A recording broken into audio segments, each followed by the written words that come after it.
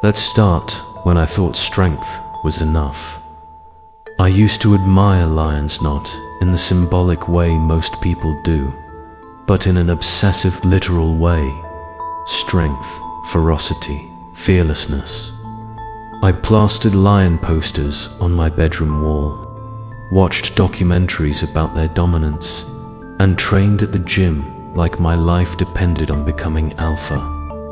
But no matter how much weight I lifted, how rigid my posture became, or how much I tried to assert dominance in life, I felt hollow.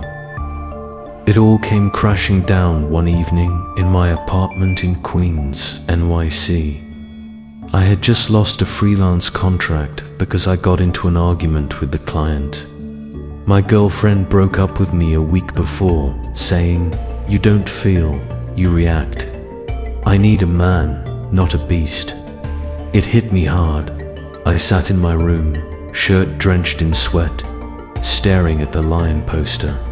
And for the first time, I whispered to myself, maybe I got it all wrong. That's when I called Adam, meeting Adam by the human perspective. Adam was a longtime friend, a psychologist who lived in Brooklyn. We hadn't talked in months, but he picked up in the first ring. I explained everything. He chuckled softly. "You're chasing a lion's instinct when you were given a human's mind. That's like using a hammer to open a jar." That one line sparked something in me. Adam explained, "Lions are powerful, sure, but they don't have control. They react. You, as a human, can pause, reflect, redirect. Your emotions are tools, not threats." He introduced me to Alina, a corporate leader in Boston who had once believed aggression was the only way to rise. Her turnaround began when she learned emotional intelligence. She became one of the most respected women in her company, not for fear, but for her composure. Adam said, "You want to lead in life, don't roar, think, feel, connect." Learning the power of pause. The first thing Adam made me do was pause before reacting. Sounds simple, but it was one of the hardest habits to build.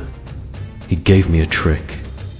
Whenever I felt triggered, I had to take a deep breath and count to 5 before saying or doing anything. At work, my manager assigned me a project I thought was beneath me.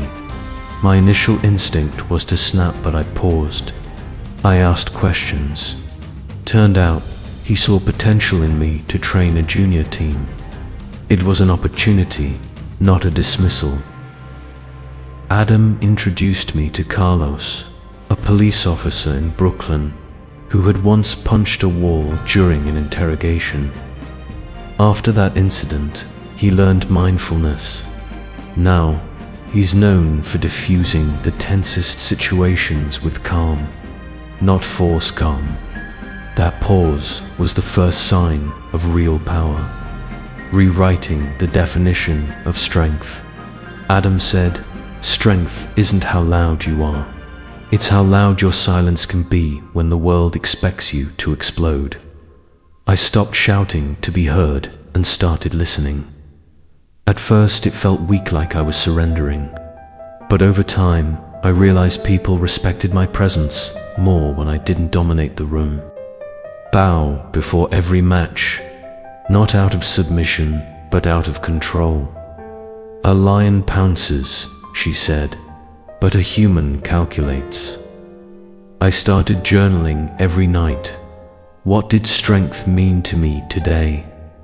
Slowly, the answers changed from winning an argument to walking away from one. Emotional intelligence over animal instinct. One night, I cried watching an old family video, and it scared me. I told Adam, "I think I'm breaking." He smiled over the phone. "No, my friend, you're opening.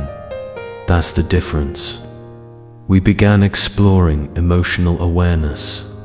He made me label my emotions: anger, frustration, joy, shame. Just name them without judgment. He said it activates a part of the brain that allows better control. Adam connected me with Leela, a single mother from Philadelphia. She used to scream at her kids when overwhelmed. Now she practices the name it to tame it technique. Her home went from chaotic to calm in 6 months. That inspired me. I began identifying emotions before reacting, and soon I wasn't afraid of them, I used them, choosing reason over reaction. I started facing challenges with a new mantra: respond like a human, not react like an animal. When a colleague blamed me for a team error, I stayed composed. I clarified my role without shaming him. The boss later said, "That was mature." I expected drama. Adam told me about George, a former athlete from Jersey who lost everything after a bar fight. He joined a men's support group and learned cognitive reframing. He now mentors teens in anger management programs. It was humbling to learn that logic, not dominance, wins the long game. Leading with compassion, not control. As I grew, people started seeking my advice. Friends noticed I was different, not soft, but centered. Adam said, "Humans don't lead with fear, we lead with care." I volunteered at a youth shelter. I listened to stories instead of giving advice. I offered support instead of orders. I met Ronnie, a counselor from Queens who once worked in the army. Her therapy was built on trust, not tactics. She helped hundreds of vets reintegrate into civilian life, not with commands, but with empathy. For the first time, I felt truly strong, not because I could intimidate, but because I could understand. Setbacks are part of the process. One day, I snapped. My younger brother borrowed my car without asking, and I blew up. Afterwards, guilt washed over me. I called Adam. He said, "You're not failing, you're rewiring. The old brain doesn't go away overnight." He reminded me that lions don't have guilt, but humans do, and that's a gift. It allows growth. I apologized to my brother. He hugged me and said, "I knew you'd come around." That day, I realized slip-ups don't erase progress, they deepen it, becoming the mentor. Months later, someone reached out to me online. A guy struggling with anger and isolation. I saw myself in him. So, I shared everything. From my lion phase to my human transformation. I gave him Adam's pause trick, Leela's emotional labeling tip, and Carlos' control methods. He wrote back, "You gave me hope.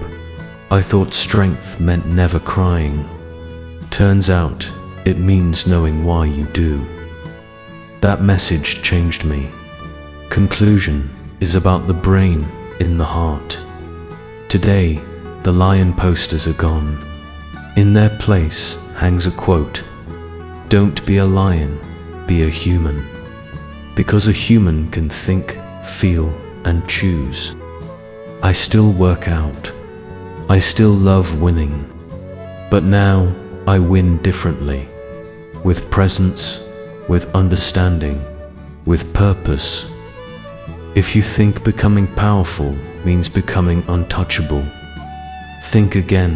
The real power is in your brain that can think through chaos, is in your heart that can choose empathy over ego, is in your humanity, and trust it's far stronger than any roar.